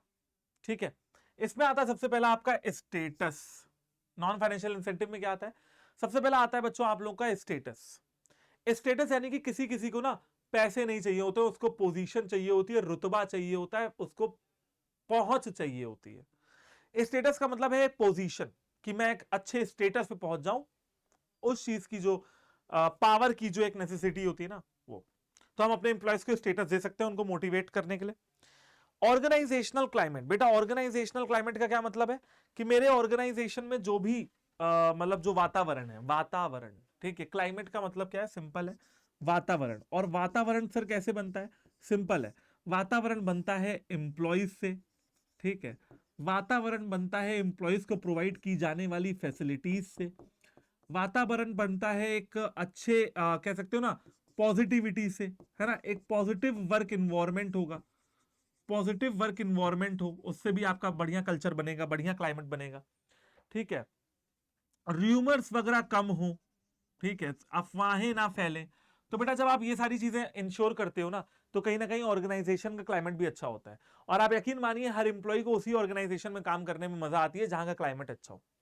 ठीक है, तो ये एक मोटिवेशन है। करियर एडवांसमेंट, एज अ, देखिए मैं मैनेजमेंट हूं, तुम मेरे एम्प्लॉय, मैंने तुमको ऐसी अपॉर्चुनिटीज दी जिससे तुम अपने करियर में और आगे बढ़ सकते हो, तो इसे कहते हैं करियर एडवांसमेंट। जॉब इनरिचमेंट, यानी कि जॉब इनरिचमेंट का क्या मतलब होता है, ध्यान से सुनिएगा, diverse task element, diverse task elements. Diverse task elements का क्या मतलब होता है बच्चों, डाइवर्स टास्क एलिमेंट्स का मतलब होता है, देखिए एक काम अगर करते रहोगे ना तो उसमें बोरियत होगी। When you do number of things, तो आपका रोमांच उस काम को करने में बना रहता है, और इसी को डाइवर्स टास्क एलिमेंट कहते हैं। ठीक है, तो अपने एम्प्लॉयज को अलग अलग तरीके के काम देना ताकि वो सेटिस्फाइड रहें, ताकि उनको लगे कि हाँ भाई हमें भी बहुत कुछ सीखने को मिल रहा है, इसे जॉब इनरिचमेंट कहते हैं। और ये भी हमारे एम्प्लॉयज को मोटिवेट करता है। एम्प्लॉय रिकॉग्निशन, रिकॉग्निशन का मतलब होता है पहचान, सिंपल है, जैसे employee of the year award, employee of the month award, है ना, कि भाई आ जाओ आपके लिए तालियां बजवा दें, आपको एक माला पहना दें, वहां से भी बहुत सेटिस्फैक्शन मिलता है। जॉब सिक्योरिटी का मतलब तो बेटा समझते ही हो, है ना, कि भाई आपकी जॉब सिक्योर है। स्टेबिलिटी ऑफ पर्सनल प्रिंसिपल पढ़ा था ना, आपको निकाला नहीं जाएगा, आपको प्रॉपर समय दिया जा रहा है अपने रिजल्ट्स को शो करने के लिए, रिजल्ट शो करिए, जॉब पक्की है। Employee participation in decision making, मतलब अपने एम्प्लॉयज को पार्टिसिपेट करवाना कंपनी के क्रूशियल डिसीजंस में, कि हमारे एम्प्लॉयज भी कंपनी के क्रूशियल डिसीजंस को लेने में मैनेजमेंट की हेल्प करे। ये भी एम्प्लॉयज के लिए काफी बड़ा मोटिवेशन होता है। उनको भी लगता है वाह यार, इतनी बड़ी कंपनी के मालिक हमारे साथ बैठ के डिस्कशन कर रहे हैं, तो मोटिवेटेड रहते हैं। ठीक है, लास्ट आता है एम्प्लॉय एम्पावरमेंट या एम्प्लॉय ऑटोनॉमी। सिंपल सी बात है बच्चों, यहां पे ये कहा जा रहा है कि एम्प्लॉय एम्पावरमेंट का मतलब ये है कि एम्प्लॉय को उसका काम करने के लिए प्रॉपर फ्रीडम दी जाए, प्रॉपर छूट दी जाए। ठीक है, कोई दिक्कत तो नहीं है। चलिए, तो ये हो जाते हैं आपके नॉन फाइनेंशियल इंसेंटिव। अब देखो बेटा, अब हम लोगों ने क्या क्या पढ़ लिया। डायरेक्टिंग हो गया, डायरेक्टिंग के अंदर सुपरविजन हो गया, सुपरविजन के अंदर मोटिवेशन, सुपरविजन के बाद हम लोग मोटिवेशन तक पहुंच गए। मोटिवेशन में हम लोगों ने मैस्लो की नीड हायरार्की थ्योरी, मोटिवेशन की प्रोसेस, मोटिवेशन के जो भी इंसेंटिव होते हैं ये भी हम लोगों ने कवर कर लिए। तो बच्चों अब हम लोग करने वाले हैं लीडरशिप को कंटिन्यू, और आप जैसा कि देख सकते हैं कि अभी तो बहुत सारे स्लाइड्स यहां पे बाकी हैं। तो लीडरशिप के बाद हम लोग किस पे आएंगे, लीडरशिप के बाद हम लोग आएंगे कम्युनिकेशन पे। तो देखते हैं कि लीडरशिप में क्या क्या चीजें होती हैं, राइट। चलिए, तो सबसे पहले लीडरशिप का मतलब क्या होता है ये समझिए। लीडरशिप बेटा एक प्रोसेस है लोगों को इन्फ्लुएंस करने की। Leadership is a process of influencing the behaviour of people at work. ठीक है, लीडरशिप एक प्रोसेस है, यानी कि कोई वन टाइम काम नहीं है। यहां पे आप लोगों को इन्फ्लुएंस करते हो, है ना, इन्फ्लुएंस करते हो लोगों को कि वो काम करें अच्छे से। अगर पहले अच्छे से कर रहे थे तो अब और अच्छे से करें। लोगों के व्यवहार को इन्फ्लुएंस करने की कोशिश करते हो, उनके बिहेवियर को इन्फ्लुएंस करने की कोशिश करते हो towards the achievement of specified goal, ताकि जो भी गोल्स हैं वो उनको अचीव कर पाए, जो भी गोल्स हैं वो उनको अचीव कर पाए। लीडरशिप के अपने कुछ फीचर्स हैं।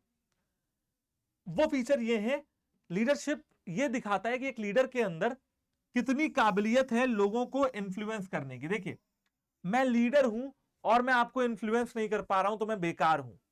मैं लीडर हूं और आपको इन्फ्लुएंस कर ले रहा हूं और वो काम करवा दे रहा हूं जो मैं करवाना चाहता था, तो मैं अच्छा हूं।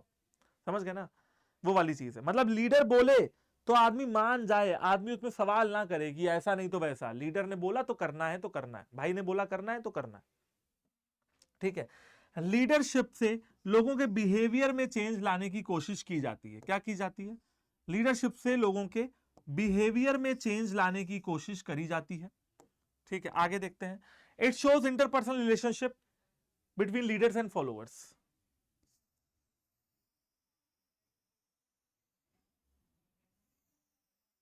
ठीक है बच्चों, एक इंटरपर्सनल रिलेशनशिप भी बनती है लीडर और फॉलोअर्स के बीच में लीडरशिप के अंदर। जैसे मान लीजिए मैं लीडर हूं, तुम मेरे फॉलोवर हो, तो लीडर और फॉलोवर भी ऑर्गेनाइजेशन से हटके भी एक इंटरपर्सनल रिलेशनशिप बनाते हैं।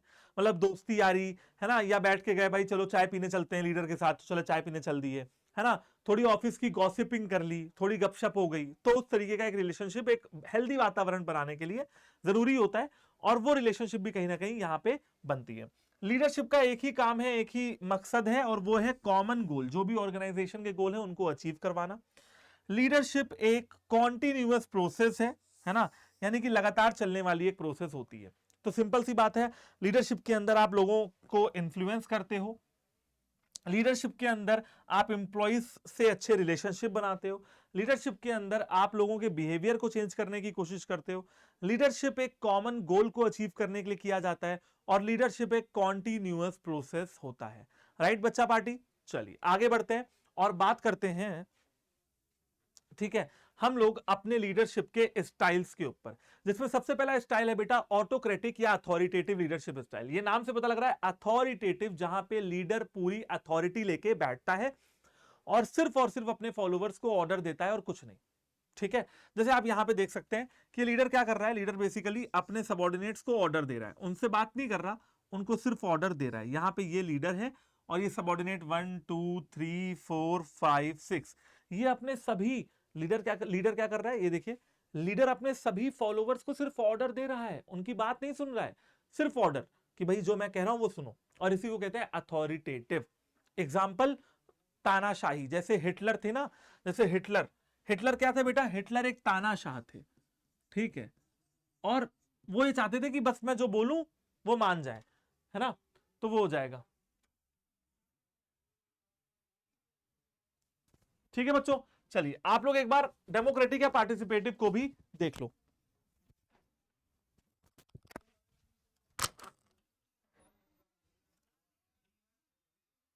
तो ले ली, तो ले ली। आप आए, हाँ? आप आपकी क्लास नहीं आज नहीं रहती है, 8वीं जनवरी का मेरा 15 मिनट, तो आप लेकिन 5-6 हुई मंडे टू फ्राइडे क्लास रहती है। कोई नहीं, आज तो सकते हैं। तो आप क्या करेंगे, मैं ना मतलब 6 बजे से 15 मिनट पहले छोड़ दूंगा करने को। ठीक है, आप पहले छोड़ो। ठीक है ना, आप आए नहीं ना, तो मैं कंटिन्यू नहीं, मैं वेट कर रहा था। अच्छा वेट कर रहे थे यार, मुझे लगा आप आए नहीं शायद।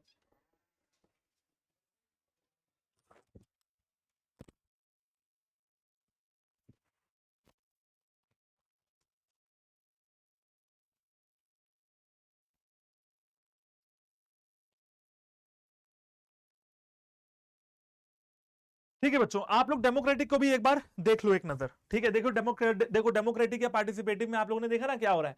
यहां पे ये देखिए, यहां पे ये जो लीडर है ना, ये बात भी कर रहा है, सबसे बातचीत कर रहा है। ठीक है, यहां पे लीडर जो है ये सभी से बातचीत कर रहा है, और आप देख सकते हो, है ना, सबसे बातचीत कर रहा है, सबसे इंफॉर्मेशन भी ले रहा है, सब लोग आपस में बातचीत कर रहे हैं। यानी कि जैसा एक डेमोक्रेटिक माहौल होता है ना, जैसे एक देश में, जैसे इंडिया क्या है बेटा, एक डेमोक्रेटिक कंट्री है।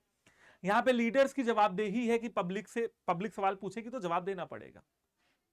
ठीक है, तो ये हो जाता है आपको डेमोक्रेटिक या पार्टिसिपेटिव। डेमोक्रेटिक यानी कि लोकतांत्रिक, या पार्टिसिपेटिव आप यहां पे देख सकते हैं, जो लीडर है ना, वो क्या कर रहा है, वो सबसे बातचीत कर रहा है। और यहां अथॉरिटेटिव में क्या हो रहा था, ये देखो, वो सिर्फ बाकी सबको अपने इशारों पे चला रहा था, जो वो कह रहा था वही बाकी सब कर रहे थे। यहां पे ऐसा कुछ नहीं हो रहा, यहां पे वही हो रहा है जो ये कह रहे हैं। ठीक है, उसमें ऑटोक्रेटिक में क्या हो रहा था, जो लीडर कह रहा था वो लोग वही कर रहे थे, लेकिन यहां पे क्या हो रहा है, यहां पे वो लीडर क्या है कि सबसे बातचीत करके ही डिसीजन ले रहा है। और अब आते हैं बेटा लास्ट में, जिसको हम लोग कहते हैं फ्री रेन या लेजिस फेयर लीडरशिप। देखो बेटा यहां पे क्या हो रहा है, यहां पे लीडर क्या कहता है, यहां पे कहता है लीडर कि जाओ जो मर्जी हो करो, हमसे पूछने मत आओ। देख सकते हो यहां पे एम्प्लॉइज अपनी प्रॉब्लम को खुद ही सॉल्व कर रहे हैं, लीडर का कोई रोल ही नहीं है। एक और देख सकते हो, ये देखो, ये लीडर है ना, ये किसी को कुछ बता ही नहीं रहा, ना लीडर को इससे मतलब, ठीक है, ये देखो, ना लीडर को इससे मतलब, ना इससे मतलब, ना इससे मतलब, ना इससे मतलब, ना इससे मतलब, किसी से मतलब नहीं। लीडर ने फॉलोअर्स को उनके हाल पे छोड़ रखा है, जा भाई जो तेरे को करना है कर, हमसे कोई मतलब नहीं। ठीक है, चलो अब लीडरशिप के बारे में और भी हमें चीजें समझनी है, और उसके पहले हम लोग आते हैं एक चार्ट को समझते हैं। ये चार्ट देखिए मैं आपके लिए बना के लाया हूं। ठीक है, इस चार्ट को अगर आप समझ लेंगे तो आपका काम बहुत आसानी से हो जाएगा। लीडरशिप की स्टाइल्स पे अगर आप बात करते हो तो 3 है, ऑटोक्रेटिक, डेमोक्रेटिक और लेजिस्फेयर।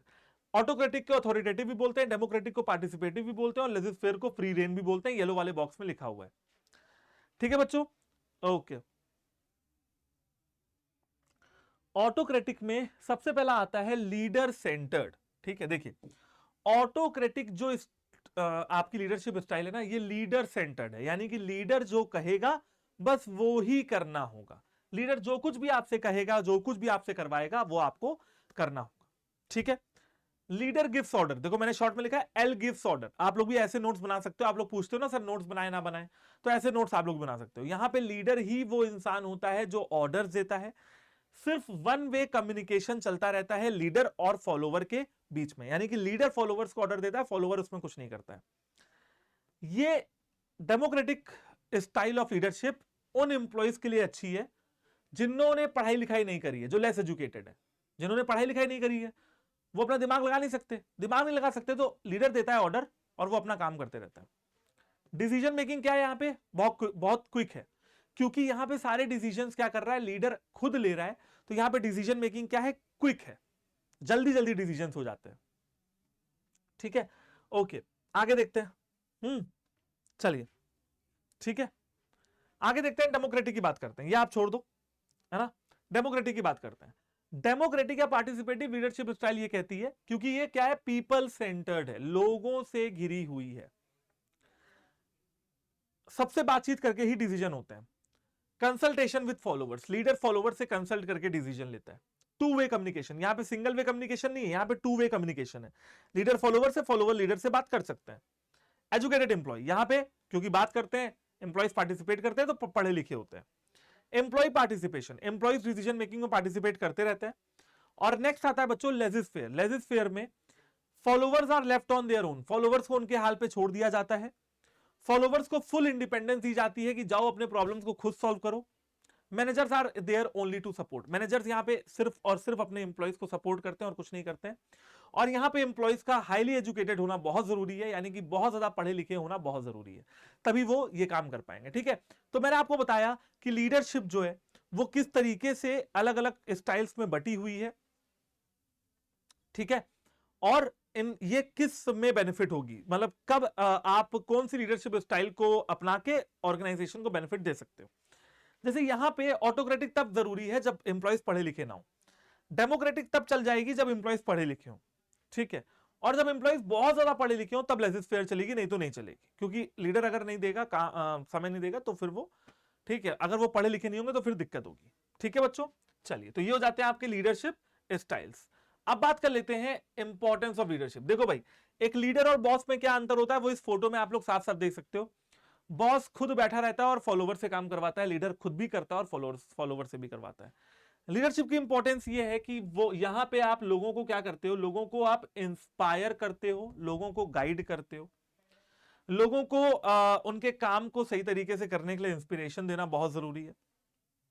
Secures cooperation of the members of organisation, जो ऑर्गेनाइजेशन के मेंबर्स हैं, एम्प्लॉइज हैं, वो हमें कोऑपरेट करें, वो हमें हेल्प करे, ये एक जरूरी चीज है। कॉन्फिडेंस क्रिएट करता है एक लीडर अपने एम्प्लॉइज के मन में कि हाँ भाई तुम एम्प्लॉय हो और तुम भी ये काम सही तरीके से कर सकते हो। एम्प्लॉइज की प्रोडक्टिविटी को बढ़ाने का काम एक लीडर का होता है। लीडरशिप से आप ऐसा कर सकते हो कि प्रोडक्टिविटी को बढ़ा दो। प्रोडक्टिविटी का मतलब होता है बच्चों कि समय कम लिया जाए और काम ज्यादा किया जाए। जॉब सेटिस्फैक्शन को इंप्रूव करना एक लीडर का ही काम होता है। साथ ही साथ टीम स्पिरिट को इंप्रूव करना और ग्रुप कोहेजन को इंप्रूव करना। कोहेजन का मतलब है साथ मिलकर काम करना, तो टीम स्पिरिट की भावना एम्प्लॉइज के अंदर आए, ग्रुपिज्म की भावना एम्प्लॉइज के अंदर आए कि सब लोग एक ग्रुप में काम करेंगे, ये भी एक लीडर का ही काम होता है। समझ रहे हो? तो job satisfaction, team spirit, productivity, confidence, है ना, कोऑपरेशन, इंस्पिरेशन, गाइडिंग, ये सारे लीडरशिप के ही फायदे हैं जो आपको देखने के लिए मिलते हैं। राइट, चलिए अब हम लोग क्या करेंगे, अब हम लोग एक देखो, हम लोगों ने पूरा कंसेप्ट समझ लिया है, तो हम लोग क्या करेंगे फटाफट से ना एक बार इन सबको और डिटेल में, ये सारी लीडरशिप स्टाइल जो है इनको और डिटेल में एक बार फटाफट से देख लेंगे। ठीक है, इसमें बहुत टाइम नहीं लगाएंगे क्योंकि ऑलरेडी मैं आपको कंसेप्ट सारे पढ़ा चुका हूं, आपको फोटोज के माध्यम से और चार्ट के माध्यम से। तो सुनो, ऑटोक्रेटिक लीडरशिप स्टाइल वो होती है जो लीडर सेंटर्ड होती है। Under this style the leader keeps all the authority centred in his hand, यहां पे लीडर सारी की सारी अथॉरिटी अपने हाथ में रखता है। एम्प्लॉइज को एग्जैक्टली बिल्कुल वैसा ही परफॉर्म करना होता है जैसा लीडर उनको कहता है, as per his orders. Features क्या है, अथॉरिटी यहां पे सेंट्रलाइज्ड है, सिर्फ और सिर्फ लीडर के पास अथॉरिटी है। डिसीजन यहां पे एक आदमी लेगा, जल्दी भी लेगा। यहां पे एम्प्लॉइज के बारे में लीडर्स की गलत धारणा होती है कभी कभी कि भैया एम्प्लॉइज मेरे सही से काम नहीं कर सकते, और यहां पे कम्युनिकेशन सिर्फ डाउनवर्ड हो रही है, यानी कि लीडर अपने फॉलोवर्स से कम्युनिकेट कर रहा है, फॉलोवर्स अपने लीडर से बातचीत नहीं कर सकते, इसे कहते हैं downward communication, from top to bottom. ठीक है, आगे देखते हैं एडवांटेजेस क्या है, क्योंकि एक आदमी डिसीजन ले रहा है तो जल्दी लेगा, एक आदमी डिसीजन ले रहा है तो ऑब्वियस सी बात है जल्दी लेगा, खुद ही वो अपने सारे काम मनवा रहा है तो ऑब्वियस सी बात है काम सेटिस्फैक्टरी ही होंगे, क्योंकि भाई जब मुझे ही खाना बनाना है और मुझे ही खाना है तो अच्छा ही लगेगा ना। नेसेसरी फॉर लेस एजुकेटेड, अगर इंप्लॉइज कम पढ़े लिखे तो ऑटोक्रेटिक कर लो। मोटिवेशन की कमी कभी कभी इंप्लॉइज के अंदर हो सकती है क्योंकि इंप्लॉइज थक जाते हैं एक ही काम करते करते और ऑर्डर लेते लेते। कभी कभी इंप्लॉय हेजिटेट करने लगते हैं, यानी कि इरिटेट या फ्रस्ट्रेट भी हो जाते हैं, और साथ ही साथ लीडर्स कभी कभी इंप्लॉइज के अंदर पार्शियलिटी भी करते हैं। ठीक है, आगे देखते हैं, डेमोक्रेटिक की बात करते हैं। Democratic style is also known as group centre leadership style. Decisions regarding different works are not taken by the manager alone but they are taken in consultation by employees. क्या कहा जा रहा है, डेमोक्रेटिक लीडरशिप स्टाइल को group centred leadership style भी कहा जाता है। यहां पे डिसीजन हर चीज के बारे में मैनेजर अकेले नहीं लेता है, और are not taken by manager alone, they are taken by consultation with employees. Features क्या है, फॉलोवर्स कोऑपरेट करते हैं तो कोऑपरेटिव रिलेशनशिप, एम्प्लॉइज के ऊपर भरोसा रहता है एक, ठीक है, लीडर्स को अपने एम्प्लॉइज के ऊपर पूरा भरोसा रहता है। साथ ही साथ एक कम्युनिकेशन भी ओपन वातावरण में हो पाता है। अब एडवांटेजेस देख लेते हैं। क्योंकि एम्प्लॉइज खुद डिसीजन मेकिंग में पार्ट लेते हैं तो उनका मोरल हाई होता है, वो ज्यादा एफिशिएंट होते हैं, ज्यादा प्रोडक्टिव तरीके से काम करते हैं, ठीक है। साथ ही साथ उनके पास, लीडर्स के पास, क्योंकि अब फॉलोवर्स भी, एम्प्लॉइज भी डिसीजन लेने में सक्षम होते हैं, तो लीडर्स के पास टाइम बच जाता है और कंस्ट्रक्टिव काम करने के लिए। डिसएडवांटेजेस क्या क्या है कि भाई अगर आपको डेमोक्रेटिक करना है तो पढ़े लिखे सबऑर्डिनेट चाहिए। जब ज्यादा लोगों से पूछना होता है तो कभी कभी डिसीजन डिले हो जाता है, फैसला लेने में देर हो जाती है क्योंकि ज्यादा लोग होते हैं। और मैनेजर्स कभी कभी काम की रिस्पॉन्सिबिलिटी नहीं लेते हैं, वो फॉलोवर्स के ऊपर डाल देते हैं, ये भी एक लिमिटेशन है। रिस्पॉन्सिबिलिटी अथॉरिटी आप लोग को ऑर्गेनाइजिंग वाले वन शॉट में पढ़ाया, आप लोगों ने नहीं पढ़ा तो जाके पढ़ सकते हो। लास्ट में आता है लेजिस्फेयर और फ्री रेन। इस लीडरशिप स्टाइल के अंदर मैनेजर्स और the leader takes little time, interest in managerial function and the subordinates are left on their own. Laissez faire और फ्री रेन लीडरशिप के अंदर मैनेजर्स और लीडर्स का बहुत कम इंटरेस्ट होता है काम में, सबऑर्डिनेट्स को उनके हाल पे छोड़ दिया जाता है, subordinates are left on their own. यहां पे हो सकता है कि लीडर्स को अपने सबऑर्डिनेट्स के ऊपर पूरा भरोसा है, इसीलिए काम को छोड़ता है, full faith in subordination. Decision making independent होती है, अथॉरिटी डिसेंट्रलाइज्ड होती है, डिसेंट्रलाइज का मतलब सब में बांट दी जाती है। एम्प्लॉयज यहां पे self directed, self supervisory and controlled होते हैं, ठीक है। चलिए आगे बढ़ते हैं और बात करते हैं एडवांटेजेस की, ठीक है बच्चों। ये देखो एडवांटेजेस की बात कर लेते हैं। Development of self confidence in subordinates, coordinates self confident रहते हैं, मोटिवेशन उनका हाई लेवल रहता है, ठीक है। सेल्फ कॉन्फिडेंस क्यों होते हैं? क्योंकि वो खुद ही सारे काम कर रहे होते हैं तो उनको बहुत कुछ सीखने को मिलता है, तो वो सेल्फ कॉन्फिडेंस में रहते हैं। हाई लेवल मोटिवेशन में रहते हैं, मोटिवेशन उनका बहुत हाई होता है, ठीक है। एंटरप्राइज के एक्सटेंशन में हेल्प हो जाती है, ठीक है, क्योंकि भाई जब हमारे फॉलोवर्स खुद डिसीजन लेने लगेंगे तो कहीं ना कहीं उसमें भी हेल्प हो जाएगी कि हाँ भाई अगर आपको एक्सपैंड करना है तो आप लीडर्स को भेज सकते हो जो खुद डिसीजन लेने में माहिर हो, सक्षम हो, एबल हो। डिसएडवांटेजेस क्या है? Difficulty in cooperation. जब लीडर फॉलोवर्स को उनके हाल पे छोड़ देता है ना, तो हो सकता है कि फॉलोवर्स आपस में कॉपरेट ना करें, लड़ाई झगड़ा कर ले, हो सकता है। मैनेजीरियल पोस्ट कोई ना कोई तो एक देखने वाला होना चाहिए, नहीं तो बच्चे बिगड़ जाते हैं, जैसे स्कूल में टीचर की कमी, ठीक है। और यहां पे एम्प्लॉय का हाईली एजुकेटेड होना बहुत जरूरी है, एम्प्लॉय का पढ़े लिखे होना बहुत जरूरी है, क्योंकि लीडर यहां पे है नहीं, क्योंकि एम्प्लॉय को यहां पे सारी प्रॉब्लम्स को सॉल्व करना है, तो एम्प्लॉयज का ऑब्वियसली पढ़े लिखे होना, पढ़ा लिखा होना बहुत जरूरी है। यहां पे हाईली एजुकेटेड एम्प्लॉयज आपको लगेंगे। एंड ये सारे जो कीवर्ड्स हैं वो आपको याद होगा कि मैंने आप लोग को इस वाले चार्ट में भी समझा दिए। तो बच्चों इंपॉर्टेंस के बाद अब हम लोग का जो लास्ट टॉपिक है आज के चैप्टर का वो है कम्युनिकेशन। कम्युनिकेशन हम लोग बहुत अच्छे तरीके से देखने वाले हैं, समझने वाले हैं, पढ़ने वाले हैं। हम लोगों ने मोटिवेशन देखा, हम लोगों ने लीडरशिप देखा, हम लोगों ने सुपरविजन देखा। The last element of directing chapter is communication, तो हम लोग ये भी अच्छे तरीके से देखेंगे। चलिए शुरू करते हैं। और सबसे पहले आप लोग का एक काम है और वो ये है कि आप इस कम्युनिकेशन की डेफिनेशन को एक मिनट देख लीजिए।